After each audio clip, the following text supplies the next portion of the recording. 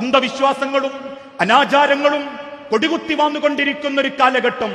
മരിച്ചു കിടക്കുന്ന ഭർത്താവിനെ 3 മാസക്കാലത്തോളം അടക്കിപ്പിടിച്ച മയ്യത്തുമായി കാത്തിരുന്ന് ആത്മാവ് തിരിച്ചു കിട്ടുമെന്ന് വിശ്വസിക്കുന്നത് മുതൽ ജനിച്ചു വീണ പിഞ്ചു കുഞ്ഞിന് മുലപ്പാല് കൊടുക്കണമെങ്കിൽ 5 ബാങ്കും കഴിയണമെന്ന് വിശ്വസിപ്പിക്കുന്ന പുരോഹിതന്മാര് മുതൽ ഒരു കുപ്പി വെള്ളത്തിന് 3000 മുതൽ 3 ലക്ഷം വരെ ലേലം ചെയ്തു വിൽക്കുന്ന മുടി ബിസിനസ്സുകാരും മതത്തെ വാണിജ്യവൽക്കരിക്കുന്നവരും മന്ത്രവാദ ചികിത്സകരും ഈ സമുദായത്തെ കാർന്നു തിന്നുമ്പോ തന്റെ ജീവിതത്തിൽ നേടിയെടുത്ത ഏകദൈവ വിശ്വാസം ജനങ്ങളിലേക്ക് എത്തിക്കാൻ, മനുഷ്യരെ പഠിപ്പിക്കാൻ, സ്വന്തം കുടുംബത്തിലേക്ക് പകർത്താൻ പണിയെടുക്കേണ്ട കാലമാ എന്റെ സഹോദരിമാരുടെ ജീവിതത്തിലുള്ളത്.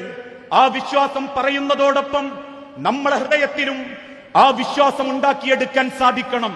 എന്നെ അറിയുന്ന നാഥൻ, എന്നെ കാണുന്ന നാഥൻ, അഖിലാണ്ട ലോകങ്ങളെ അണിയിച്ചൊരുക്കുന്ന നാഥൻ, ആഞ്ഞടിക്കുന്ന തിരമാലകളെയും അതിൻ്റെ ഉള്ളിലൂടെ മുങ്ങാൻ കീഴ്ട്ട് മുങ്ങി വരുന്ന മത്സ്യക്കുഞ്ഞുങ്ങളെയും കറങ്ങിക്കൊണ്ടിരിക്കുന്ന ഭൂമിയെയും സംവിധാനിച്ച നാഥൻ, ആ റബ്ബിനെ മനസ്സറിഞ്ഞ് സ്നേഹിക്കാൻ, ഹൃദയം തൊട്ട് പ്രണയിക്കാൻ നമ്മളെ കൊണ്ട് സാധിക്കണം.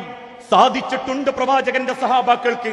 അതുകൊണ്ടാണല്ലോ ചുട്ടുപൈത്ത മണലാരണ്യത്തിൽ മലർത്തിക്കിടത്തി നെഞ്ചത്തു വലിയ പാറക്കല്ലുകൾ വെച്ച് ചാട്ടവാറുകളെ കൊണ്ട് ശത്രു അടിക്കുമ്പോ അടിക്കുന്ന ശത്രുവിന്റെ മുഖത്തു നോക്കി മഹാനായ ബിലാൽ ഇബ്നു റബാഹ പ്രഖ്യാപിച്ചത്, ലാ ഇലാഹ ഇല്ലല്ലാഹ്, എനിക്കെന്റെ റബ്ബാണ് വലിയവൻ. മരത്തിൽ പിടിച്ച് കെട്ടിയിട്ട് വസ്ത്രങ്ങളയച്ച് ഇരുമ്പ് കമ്പി കുത്തിപ്പഴിപ്പിച്ച് തന്റെ മർമ്മഭാഗത്ത് കുത്തിക്കയറ്റുമ്പോ കരിയുന്ന മാംസത്തിന്റെ ഗന്ധത്തോടൊപ്പം കുത്തുന്ന ശത്രുവിന്റെ മുഖത്തു നോക്കി അമ്മാർ ഇബ്നു യാസിർ പ്രഖ്യാപിച്ചത്, ലാ ഇലാഹ ഇല്ലല്ലാഹ്.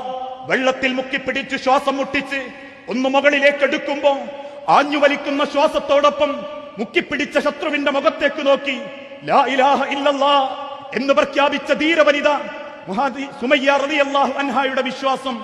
ആ വിശ്വാസം പോലെ പടച്ച റബ്ബിനെ നെഞ്ചിൽ കൊണ്ട് നടന്ന് അള്ളാഹുവിന് വേണ്ടി പണിയെടുക്കാൻ തയ്യാറാവണം.